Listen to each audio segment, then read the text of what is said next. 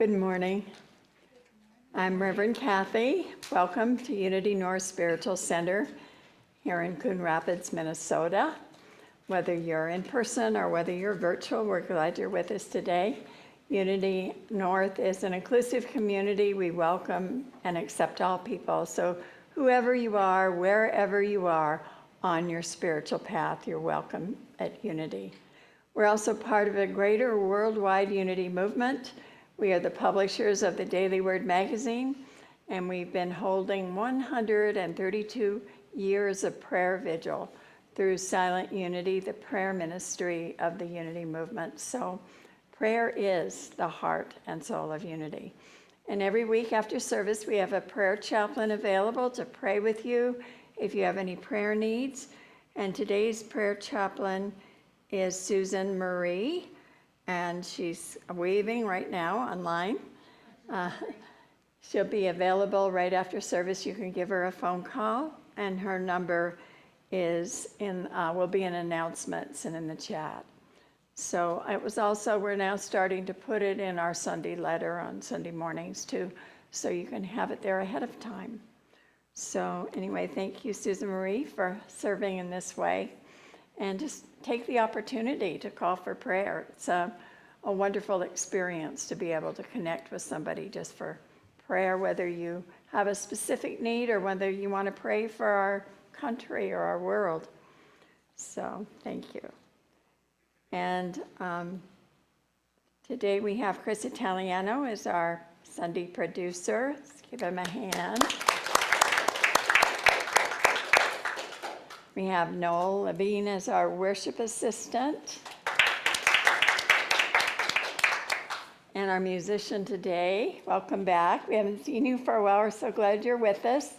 This is Claire Vandekrummer. Let's give her one. And before she sings her opening song, we'll just speak together our vision and mission statements. And here they are. Okay, let's speak our vision together first. Centered in prayer, we create for all a world of love, harmony, and abundance. And our mission, celebrating spirit, exploring truths, awakening hearts, inspiring dreams, serving community. And you see our values there, which are the fundamental core beliefs of Unity North. All right, and now with that, Claire will lead us in an opening prayer. Let's get up and get the blood moving too. Let's stand. We have the words, and if you were around during the 70s, maybe you'll know this one.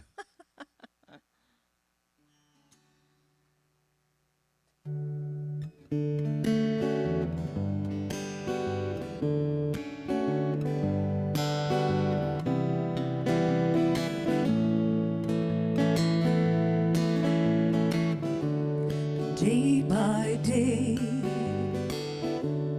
day by day, oh dear Lord, three things I pray: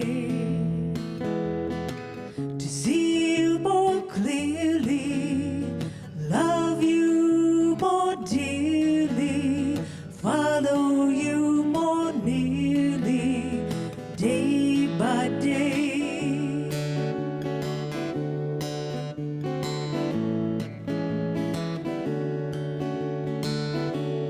Day by day, day by day, oh dear Lord, three things I pray: to see you more clearly, love you more dearly, follow you more nearly, day by day. Day by day, day by day, by day, by day, by day.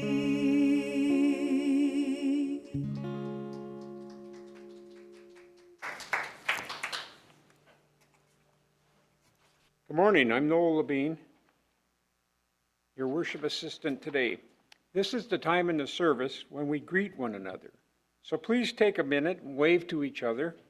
You can stand up if you want, just greet each other. And for those of you online, feel free to wave. Is anyone here for the first time today, here or online?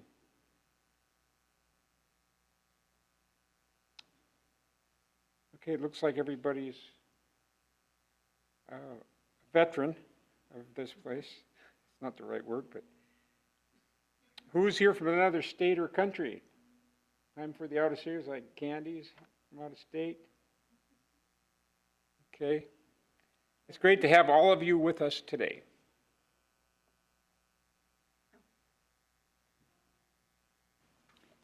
Okay, before we go on, many of you know that a large part of our community outreach involves an organization called Family Promise. And today we have with us Susan Witt, a member of the Family Promise Network Engagement Committee. And she's going to speak just for several minutes, telling us a little about the community organization that we have been involved with. So please give a warm welcome to Susan Witt.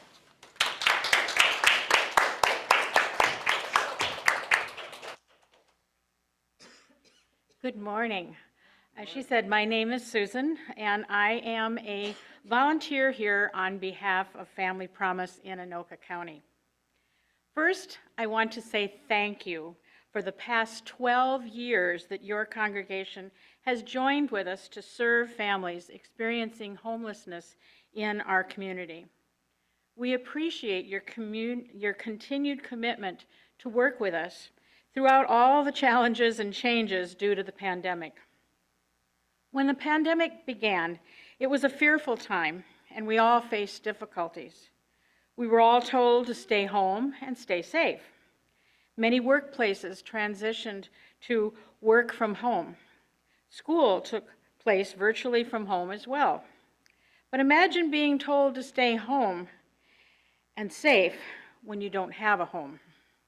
That was the reality for many families throughout our community. Dr. Martin Luther King once said, "It's a cruel jest to say to a bootless man that he ought to lift himself up by his own bootstraps." Similarly, it's a cruel jest to tell a homeless person to stay home and stay safe.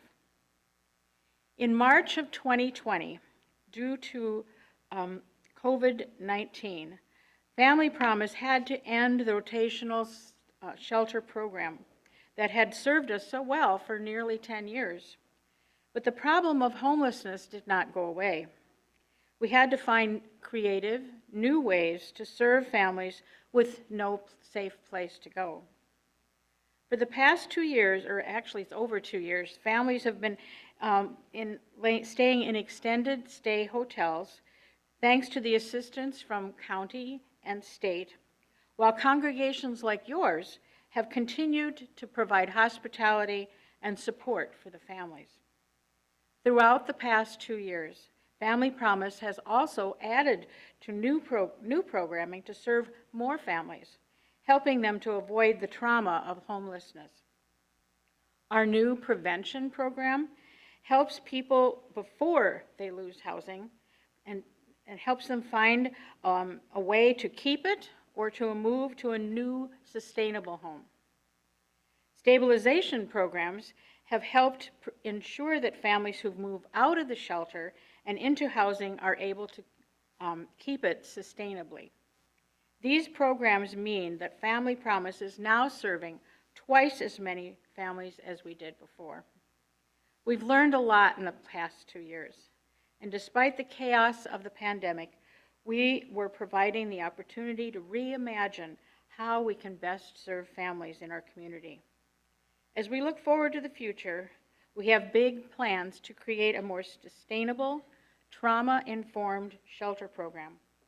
Our vision to create a guest home where families could have the security and consistency of being able to work in one place instead of rotating from place to place, giving more opportunities for parents to work, a more normal feeling experience for kids, So we're currently, actually, when this was originally written, it said they were looking for property. Actually, they found a property, but there's still many, many steps to go and to try to make this dream a reality. I would like to close with a passage from 1 John chapter 3. If anyone has material possessions and sees a brother or sister in need, but has no pity on them, how can the love of God be in that person? Dear children, let us not love with words or speech, but with actions and in truth. Your congregation has seen the need and lives out this calling through the work that you do in the community. Thank you for partnering with us to put God's love into action as we work together to help families experiencing housing insecurity build a foundation of lasting independence. Thank you.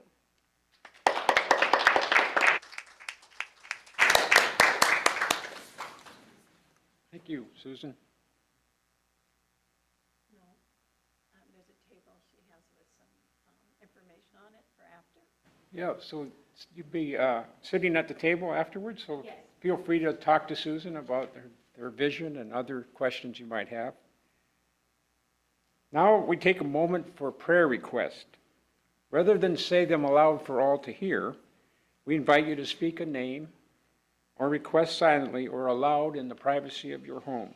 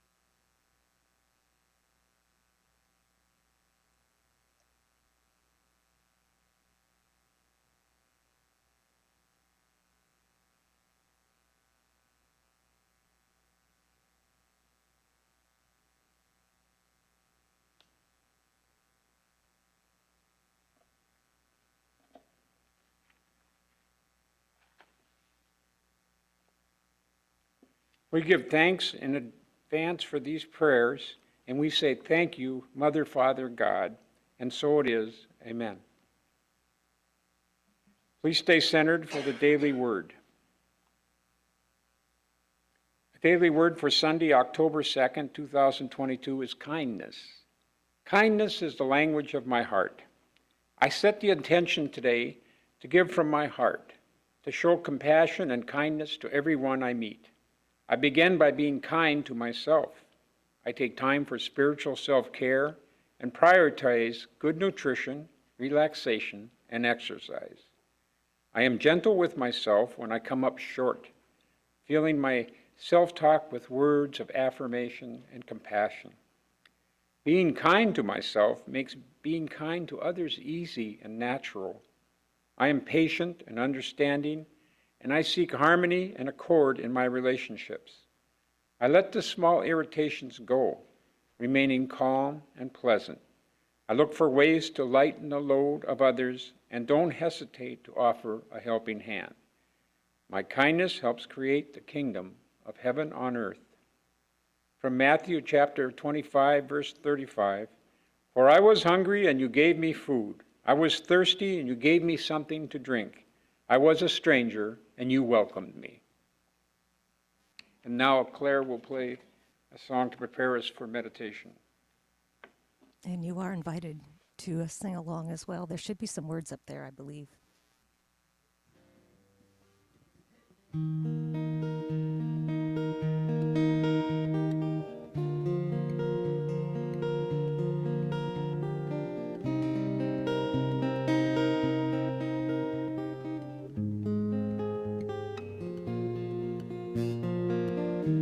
The light of Spirit surrounds us. The love of Spirit enfolds us. Power of Spirit protects us all is well. The light of Spirit surrounds us. Love of Spirit enfolds us. Power of Spirit protects us. All is well. Wherever we are, there is Spirit. Wherever we are, there is Spirit. All is well, all is well, all is well, all is well.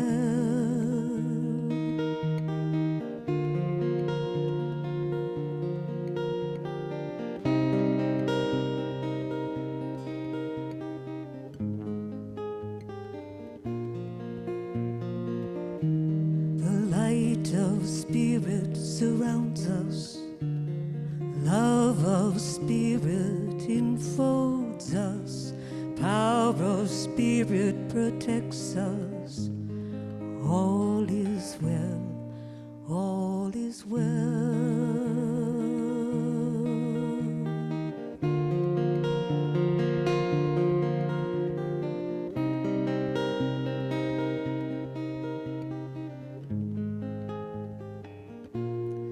All is well.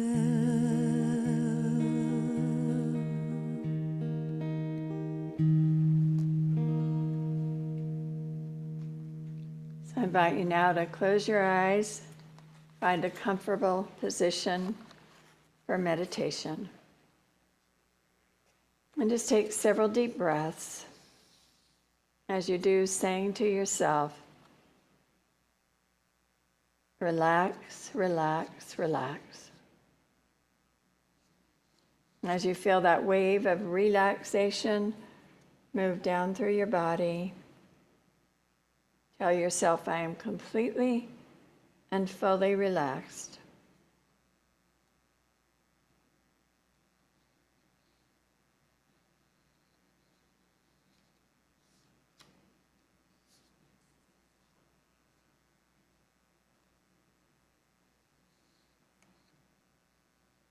Consider for a moment our original symbol for unity, the unity wings, taken from the Egyptian winged solar disk.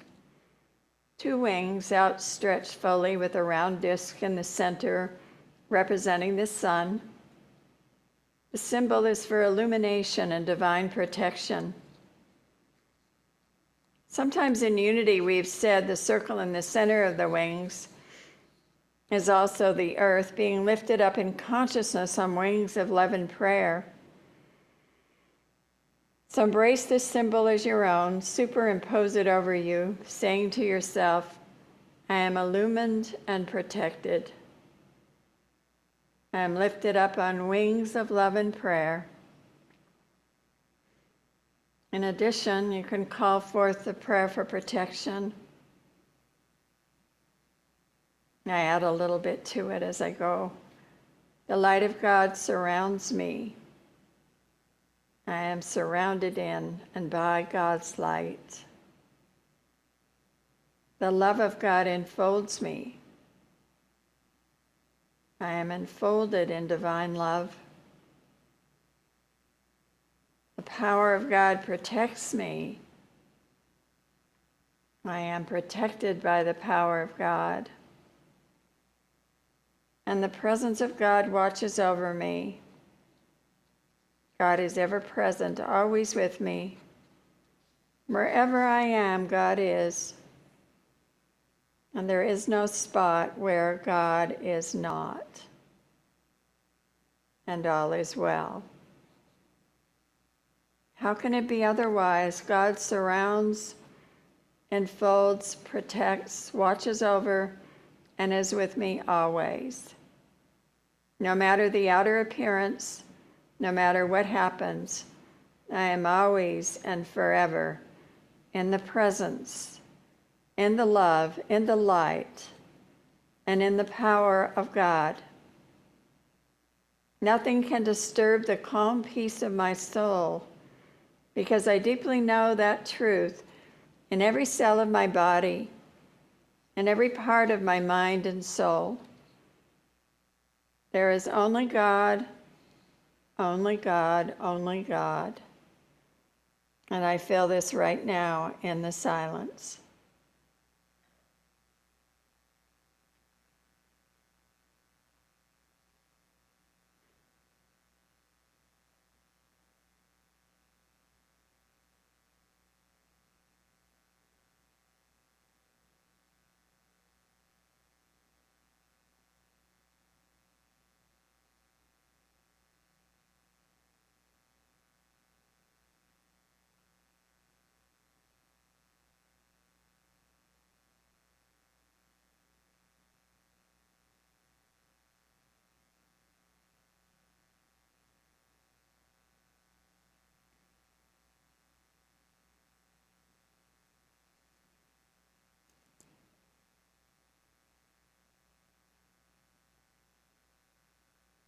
Today I go forth, and no matter what happens, I pause and remember the light and love, the presence and power of God. I silently say, there is only God. And I remember that with God, all things are possible. Thank you, God, this day for divine protection. And so it is. Amen.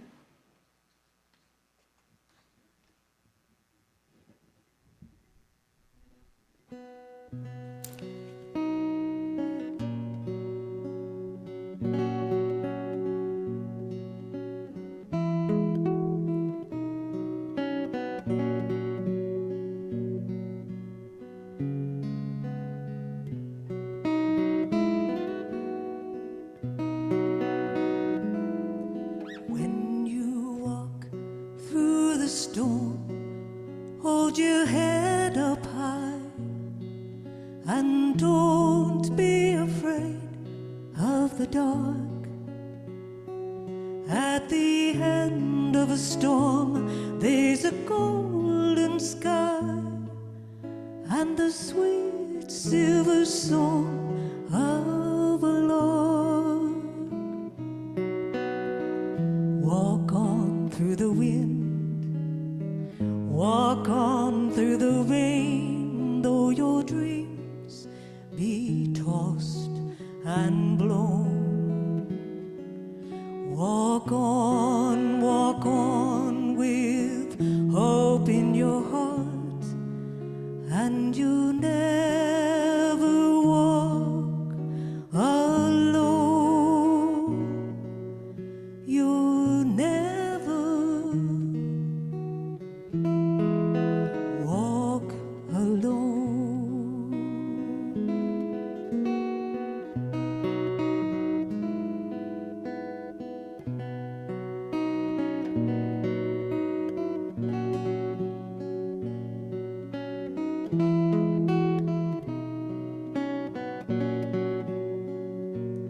At the end of a storm, there's a golden sky and the sweet silver song of a lark. Walk on through the wind, walk on through the rain, though your dreams be tossed and blown. Walk on with hope in your heart, and you never walk alone. You never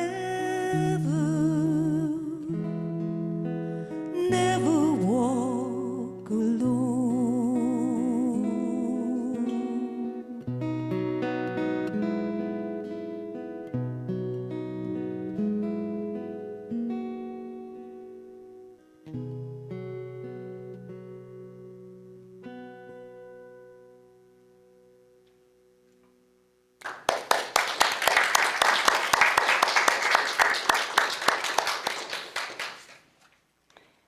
Beautiful, Claire. Thank you. So as I begin today, I just wanted to remind you about the handouts you were given with some fill-in-the-blank questions. And if you're online with us today, we did send that sheet in, that handout in letter and also the Sunday letter.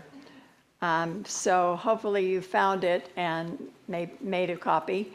We'll be doing that each week in the 7-week program we're starting today called Journey into the Mystery, based on Deepak Chopra's book, The Essential How to Know God. So this is really a device to help you listen and to pick up on the important themes of the lesson today. It's also a way to keep you awake. Not that I usually see you sleeping or ever see you sleeping.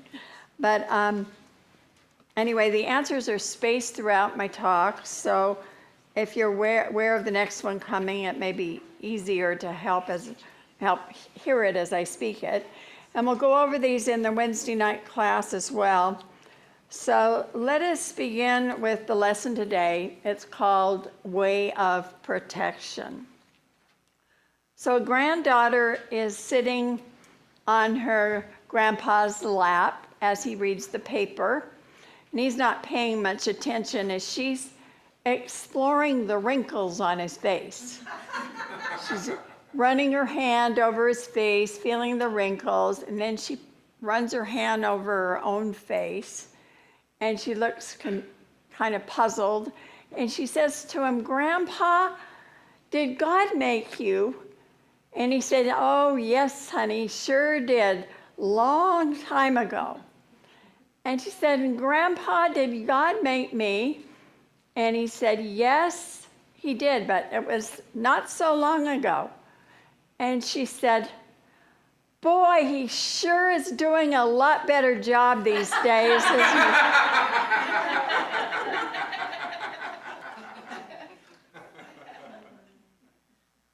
The way we think of God is our God concept.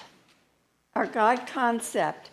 We can ask ourselves the age-old question, who is God? God cannot just be impersonal, a principle, or a level of reality, or a field of energy. In all religions, God is described as infinite and unbounded, which creates a huge problem. An infinite God is nowhere and everywhere at the same time. He, she transcends nature, and therefore we cannot find God. This gives us no choice but to find a substitute for infinity that retains enough of God that we feel the divine presence. Deepak Chopra says, the book of Genesis declares that God created Adam in his own image, but we've been returning the favor almost since the beginning, fashioning God in our image over and over again. So in India, these images include almost every person or situation or phenomenon you can think of. So they have many gods in India, though they really worship the one God. But some of these images are, for example, lightning. They are worshiping the idea of the god Indra. And a rupee coin is representing Lakshmi, which is who is the goddess of prosperity. Or, for example, taxis in Bombay are protected by the god Ganesh, which is the elephant-headed god with the big pot belly smiling, dangling from the rear view mirrors. So these are all images, but behind those images, they are worshiping the one and only self with a capital S, that part of us that is beyond the physical. So the God of any religion is only a fragment of God, a being who is unbounded, has no image, no role to play, no location, whereas religions offer many images: father, mother, lawgiver, judge, ruler of the universe. There are, in fact, according to Deepak Chopra, 7 versions of God, which can be associated with organized faiths and particular human needs. Each one is a fragment of the whole. So stage 1 today, we're looking at God the protector, the way of protection. Stage 2 is God the Almighty, way of power. Stage 3, God of peace, the way of peace. Stage 4 is God the Redeemer, that's the way of intuition. And stage 5, God the Creator, the way of creativity. Stage 6, the God of miracles, way of transformation. And stage 7, God of pure being, or I am, way of oneness. And so as we go through this, you'll begin to see the evolution of our concept of God. So there's a more contemporary way of describing what God is like, even though this model is not so contemporary anymore. It's been around a few years. But God is like Coke, the real thing. God is like Pan Am, makes the going great. God is like General Motors, lights your path. God is like Bayer aspirin, works wonders. God is like Hallmark cards, cares enough to send the very best. And God is like VO5 hairspray, holds through all kinds of weather. God is like Dial soap. Aren't you glad you know God? Don't you wish everyone did? God is like Sears, has everything. And like Alka-Seltzer, try him, you'll like him.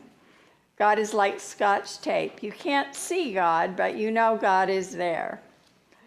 So each one is true, but not all of the truth. Each of the 7 stages Deepak mentions meets a particular human need, which is only natural. If you see yourself as one of God's children, then God's relationship to you will be as a protector or a maker of rules. And this relationship shifts if you see yourself as a creator, then you start to share some of God's co-creative functions. So this is not to compare religions or stages and say one is better than another. They all have their purpose, and we can think of the entire spectrum as being within us. So the truth is that our God concept evolves as we evolve. So we can say, in a sense, God evolves as we evolve. So through these next 7 weeks, we will explore these 7 stages and learn more about ourselves and our relationship with God. And as we explore these stages, we'll begin to see our need for a particular kind of God at different times. We will also come to glimpse and experience God as the oneness of all.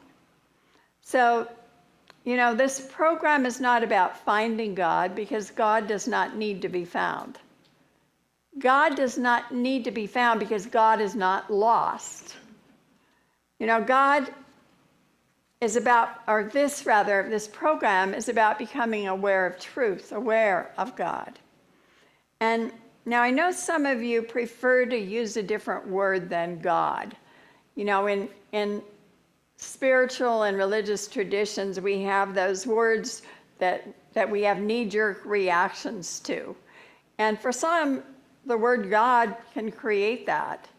And so but however, in this program, I will be using it. Certainly the book is called How to Know God. And for me, that word has never been a problem, because I know what I mean when I speak it. But for others, you may have a different preference. So I just suggest you just substitute the word. I also will be using some others. I like the word Holy Spirit, or just loving spirit. I love the word divine. Sometimes in Unity we say Mother, Father, God. So whatever works for you, really, it means the same thing. Neurologists have long divided the brain into old and new. The new brain refers primarily to the cerebral cortex and deals with reason thought. The old brain is more primordial. It involves a fight or flight response and is reflected in a God who does not come from the school of forgive and forget. His attributes are very much Old Testament-like: vengeful, quick to anger, jealous, judgmental, unfathomable, and sometimes merciful. So this description fits Jehovah of the Old Testament, and also some of the Indian gods, some of the Greek gods, and some of the gods of other cultures. So in this stage 1, God is dangerous and appears to use nature to punish us.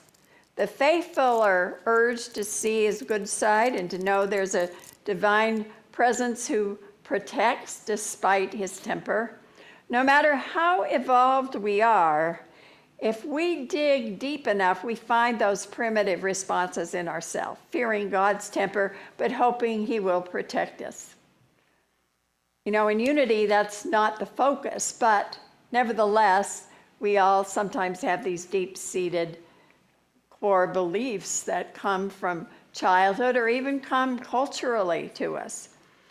So, but because his role is to protect, the God of stage 1 fails when we fall prey to illness, to suffering, or tragedy, or even violence. And you've heard people say, or perhaps you've said it yourself,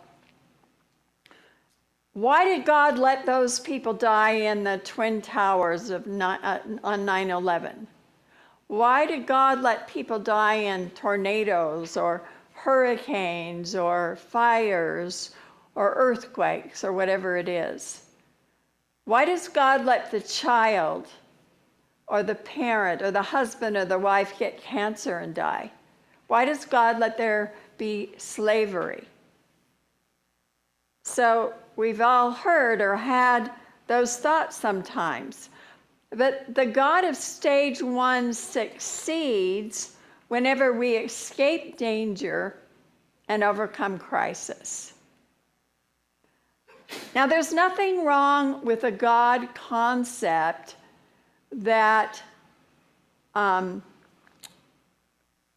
of a God who is a protector. There's nothing wrong with a God concept of a protector God. So we all long for protection. You know, we speak our prayer for protection every week.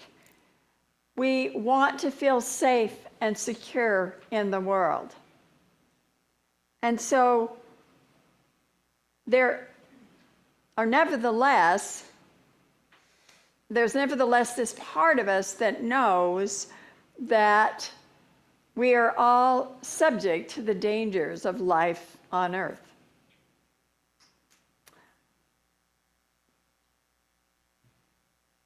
Yet there are many stories of those who seem to be protected at certain times. For example, the person who misses the airplane flight and the airplane crashes.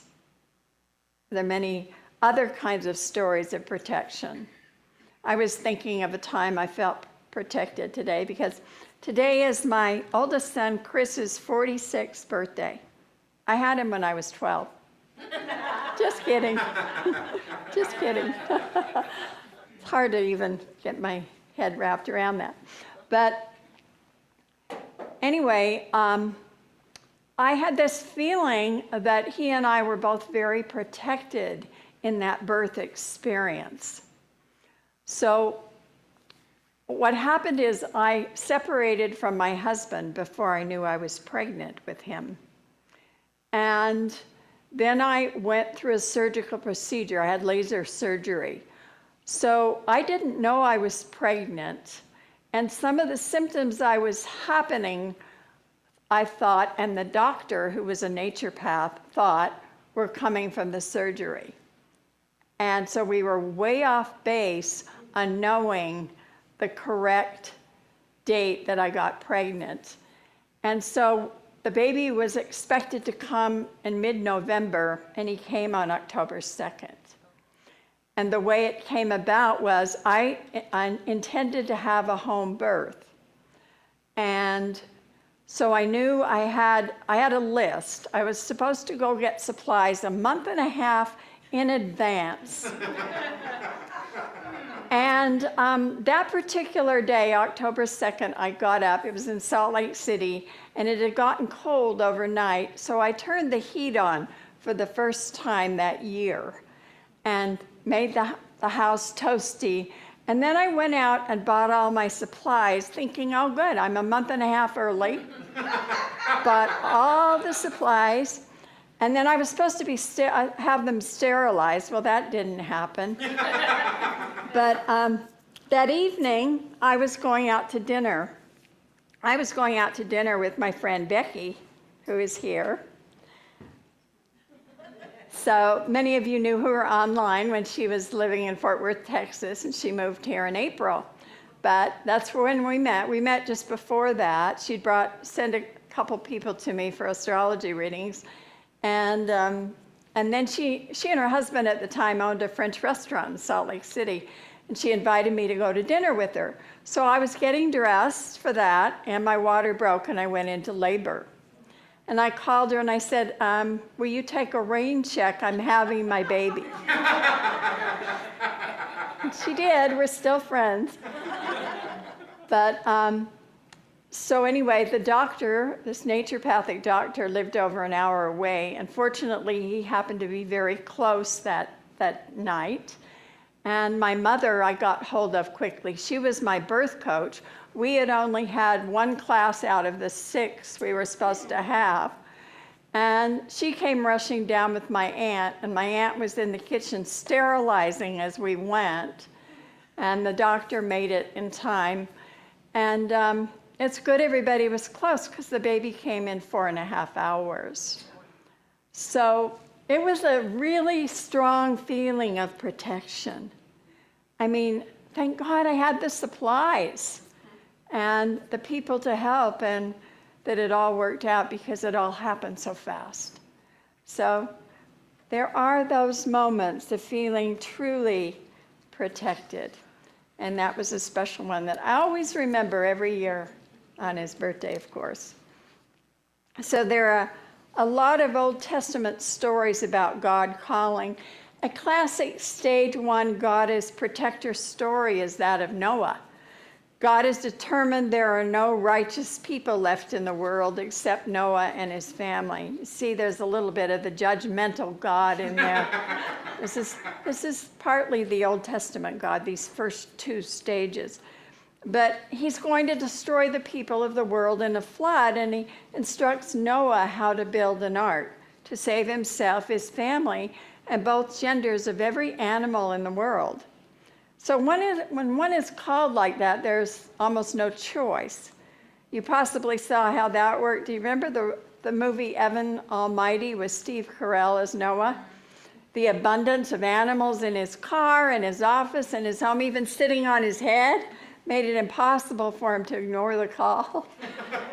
Well, in Unity, we have a different take on God. And we don't see God as protector, as separate from us. God is not up in the sky watching over us and making judgments for or against us. We do not take the Bible literally. Charles Fillmore, co-founder of Unity, said, the ark represents a positive saving state of consciousness, which agrees with or forms a covenant with the principle of being. So this consciousness is built when we rest in God and seek to do God's will. And the practical lesson to be derived from Noah and the flood is that regardless of how destructive the conditions are surrounding us, if we are in tune with the Spirit of truth indwelling, we shall be saved from the devastation that overwhelms those in negative states of mind. we are commanded to build an ark. That is, to abide in the realization of the one presence and one power. So we should not be afraid when dread conditions appear. Hear that, everyone? We can go into the ark that we have built with many declarations of truth, and there we shall be safe. Well, it rained 40 days and 40 nights, and the ark rested safely on Mount Ararat. This is the highest peak in a dormant volcano in eastern Turkey. 40 days and 40 nights means that trials continued for a period of time, as long as it takes, but the ones in the ark, those realizing the abiding presence of God, were safe. You know, I think of Martin Luther King Jr. It's interesting you mentioned him today. He seems like a lot like Moses in many ways, but he's also kind of a Noah sort of character. He experienced a calling, and he built an ark for his people. He built a consciousness of love and freedom, a positive state of consciousness. Certainly people in captivity have to look at the good qualities of a protector God to have any hope at all. And so he focused on the good, on the vision of a greater evolution. In many ways, King and his method of nonviolent action is a perfect segue between stage 1 and stage 2 God that Deepak writes about. So King called for protest. Demonstrations against authority mark a new birth of morality and human evolution that's guided by principle rather than outside force. And now translate this to an inner war, with one voice urging rebellion and the other threatening us with punishment for breaking the law. And we have the core drama of stage 1. One voice urging rebellion and the other threatening us with punishment. So how do we come to know the God of stage 1? According to Deepak Chopra, through both fear and loving devotion.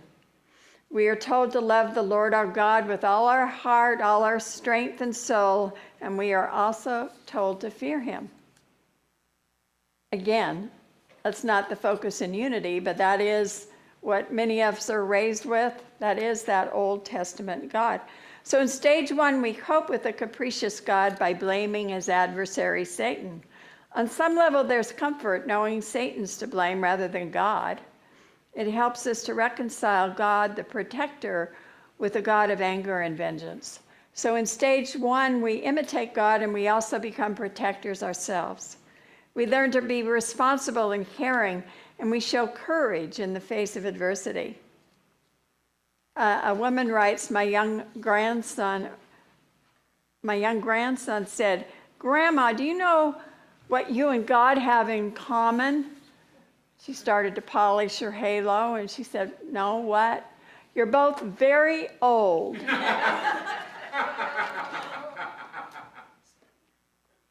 So the central question is in stage 1 is, why did God have to make such a frightening world?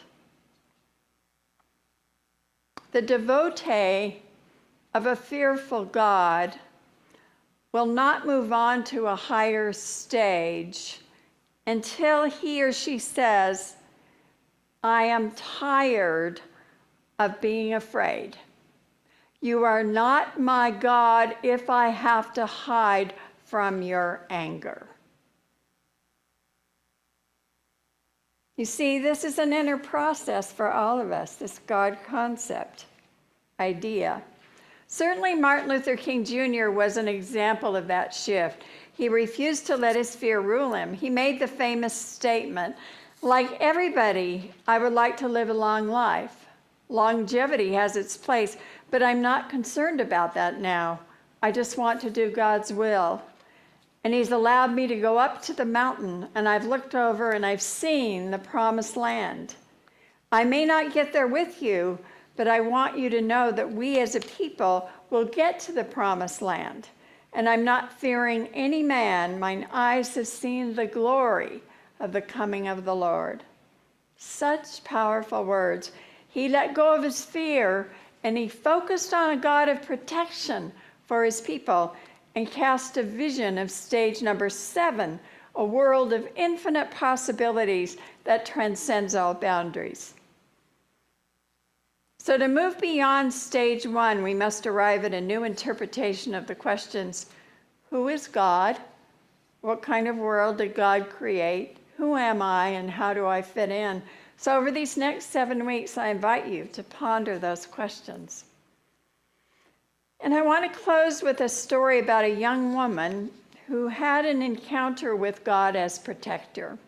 It's called Hope and a Prayer. The car cruising down Monterey Boulevard swerved suddenly onto the Highway 1 exit ramp and sped out of town into the night. The driver, Lee, a 40-year-old South Vietnamese soldier, turned to his lone female passenger, a 20-year-old foreign student from Beijing, and said, "I have a gun. Do what I say or I will kill you." Lee was a busboy in the Chinese restaurant where Jenny worked as a waitress. One of her co-workers always drove home after work, but Lee, who had offered her a ride home tonight, had another plan. Jenny watched her abductor in terror as he turned to her, his face illuminated by the dashboard lights. His left eye gleamed crazily. His right eye was gone, a maimed slit of pink flesh ruined in the war. Lee spoke again, his voice harsh. "I'm going to rape you and dump you in a field. Obey me if you want to live." Jenny had come to America seeking a new life. Now on this dark night, it seemed the remainder of her life might be counted in minutes as Lee's car sped along the pitch-black highway. "I don't want to die," she murmured, her eyes filling with tears. Desperately, Jenny searched for options, knowing she was no match for this experienced combat veteran. Looking down at her door, she considered leaping out of the car, but at this speed, the fall would surely kill her. Seeing her gaze toward the door, Lee roared, "You can't open that door, it's an automatic lock." Jenny did not know whether to believe him or not. Then oddly, a minor incident from a week before flashed through her mind. Jenny, still struggling with English, working 2 jobs, missing her family and feeling out of place in America, must have let her sadness show in her face because a young woman she was waiting on in the restaurant said to her before leaving, "You seem unhappy. You really ought to try praying. It works." Jenny had found the words very irritating. In China, the party had taught her that religious people were weak and fearful, mental cripples believing in fairy tales. She believed religion was the opiate of the masses. Now abducted by a dangerous madman in a speeding car on a dark highway, about to be raped and possibly murdered, the idea of praying to a powerful being who might help her seemed compelling and her only remaining option. So she said, deciding to give prayer my first and maybe last try, I closed my eyes and I prayed, "Dear God, if you exist, please help me." She said, "I shot my prayer like an arrow straight to God. And surprisingly, I suddenly felt this gentle strength, calm strength entering me. And then suddenly the car lurched, the tires squealed, and inexplicably, Lee turned the car onto an empty ramp headed back toward town. He turned onto a thoroughfare, and they were driving beneath bright lights in the evening traffic. She opened her eyes now, still praying, her eyes searching the road, her mind awake, alert, crystal clear, and she was praying, God, give me strength. Then the car, as they went on, had to stop at a red light, and surprisingly, Lee did make the stop. And as she looked, they stopped, and right across the road was a police car with blue and red lights fluttering. And a woman was standing there giving a ticket to someone she had just pulled over. So Jenny knew that this was her moment of truth. God had helped her to this point, but now she had to help herself. So she grabbed her book bag and she pulled the handle of the door, not knowing whether it would open or not. It did. And she yanked the door open, and Lee grabbed hold of her arm. But with all of her strength, she pulled free and ran across 4 lanes of traffic toward the woman officer. And within half an hour, Lee was arrested. So this experience, she said, shook my belief system like an earthquake. Jenny says today, many years later, I still feel that. I grew up in China during the Cultural Revolution. I watched some of my family and my country destroyed. I never saw God help anyone. My high school science curriculum included philosophical arguments for atheism. But a divine power saved my life. I have no doubt of it.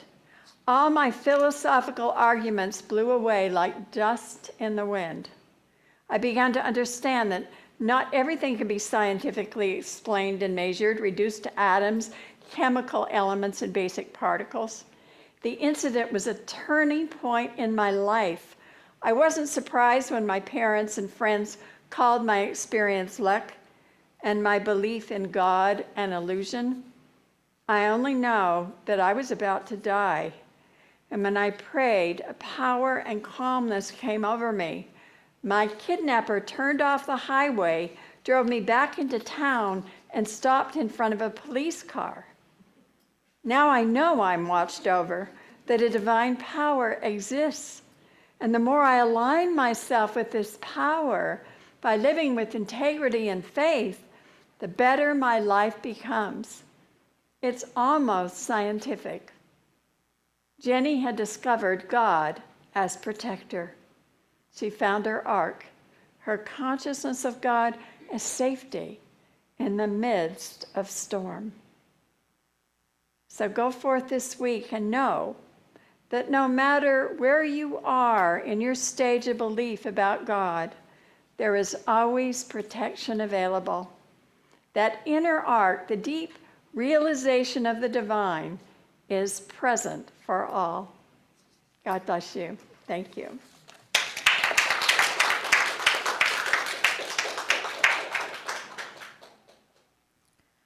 So I had a girlfriend in college who I'll never forget said to me, you know, there are a lot of love songs and songs out there that if you turn you into the capital Y, or you replace it with God, it makes total sense.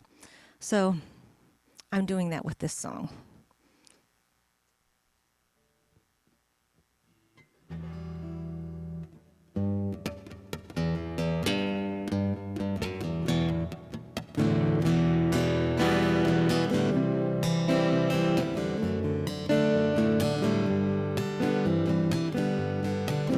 When the night has come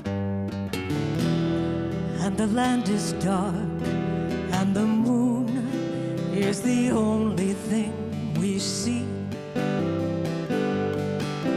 no, I won't be afraid. I won't be afraid, 'cause I know you will stand by me. I will, you'll stand by me. Oh, you stand by me. Stand by me. stand by me. If the sky we look upon should tumble and fall, and the mountain should crumble to the sea, I won't cry, I won't cry, I won't shed a tear. I know you'll be standing by me.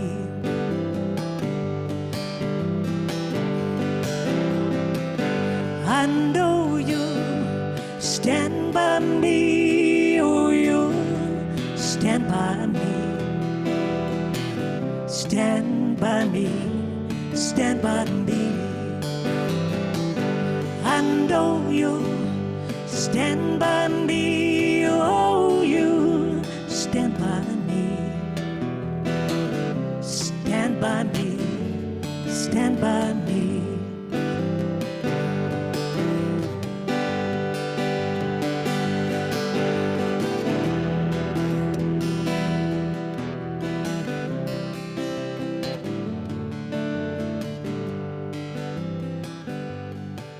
And when the night has come and the land is dark and the moon is the only light we see,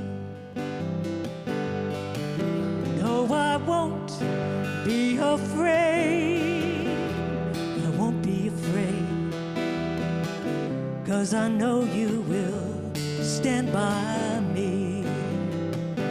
I know you'll stand by me, oh, you'll stand by me. Stand by me, stand by me. Oh, I know you'll stand by me, oh, you'll stand by me. Stand by me, stand by me. Stand by me, stand by me. Stand by me, stand by me.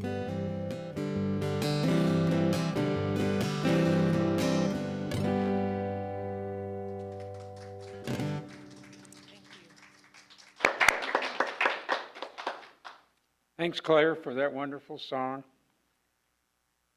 This is the time in the service when we bless our offerings.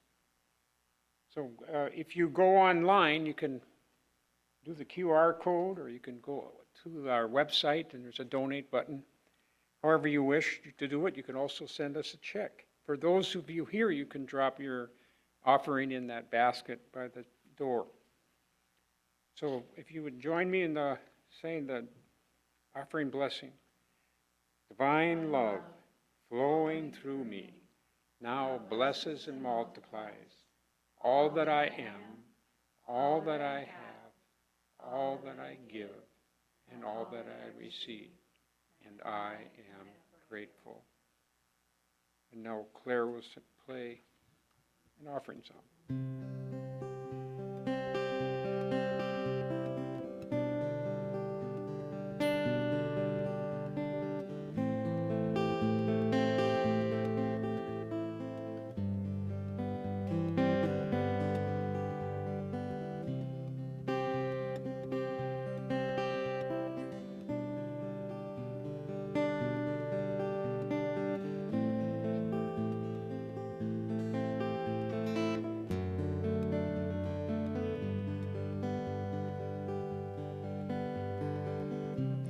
The light of Spirit surrounds us. The love of Spirit enfolds us. Power of Spirit protects us. All is well, all is well.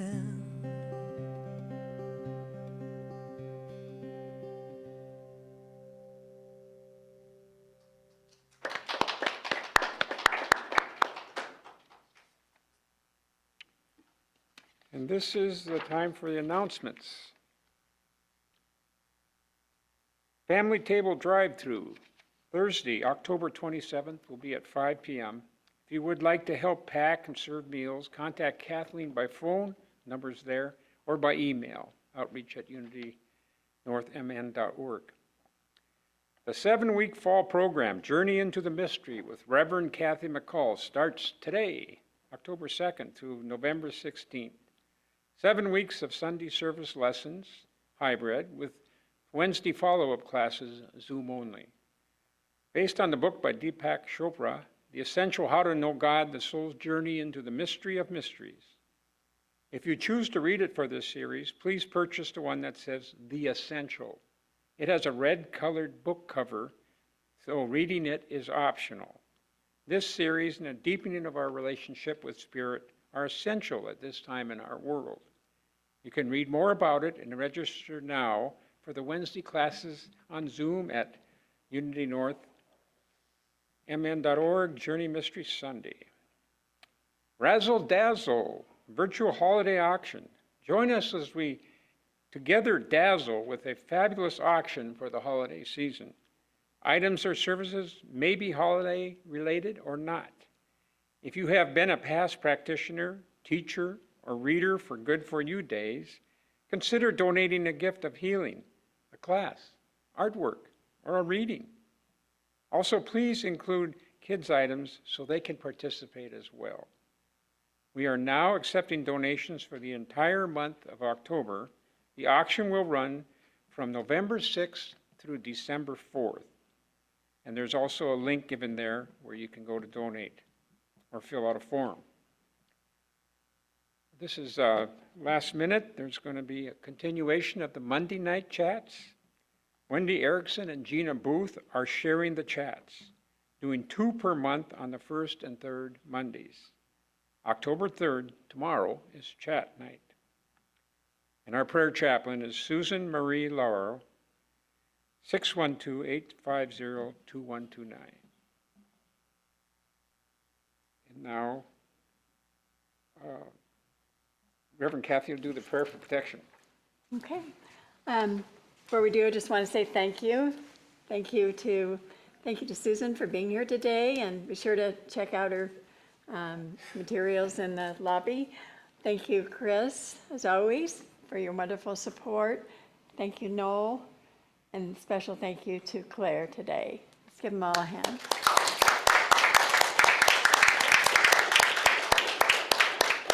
And I invite you to stand as we speak our prayer for protection.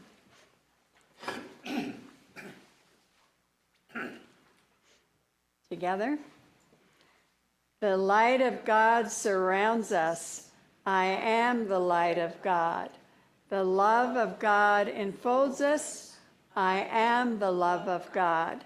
The power of God protects us. I am the power of God. The presence of God watches over us. I am the presence of God.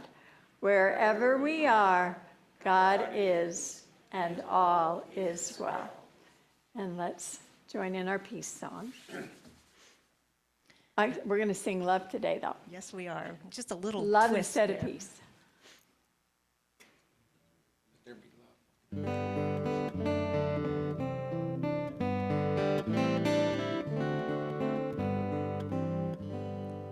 Let there be love on earth, and let it begin with me.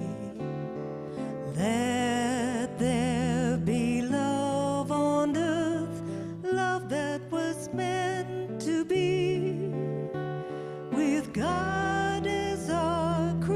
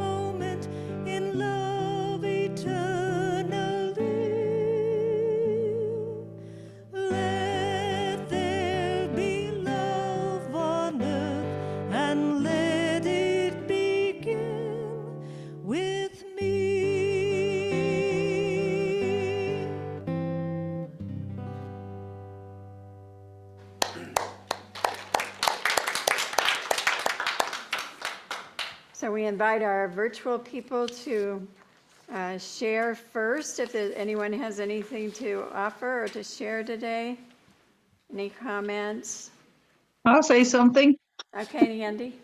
I've got a few holes in my paper. I listened carefully. I had my pen in my hand, but I missed a few things, so I'm looking forward to Wednesday and reading the Okay. book. All right, come Wednesday, you'll find out all your answers. The music sounded fabulous. Yes, Just fabulous today. beautiful. The songs went perfectly with the lesson too, just great. I agree with Charlotte. The music was wonderful today. And hello, everybody. I hope you have a chance to enjoy this nice fall weather we're having. Hi, Brandy, great to see you today. You too. Anybody else? All right, well, remember to ask Susan Marie for prayer support. Give her a call. And I hope you all have a wonderful week. Okay.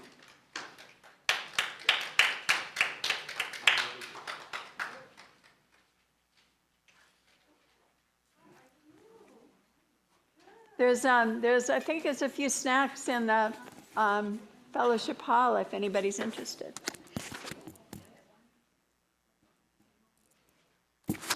Becky, you want to grab the juice out?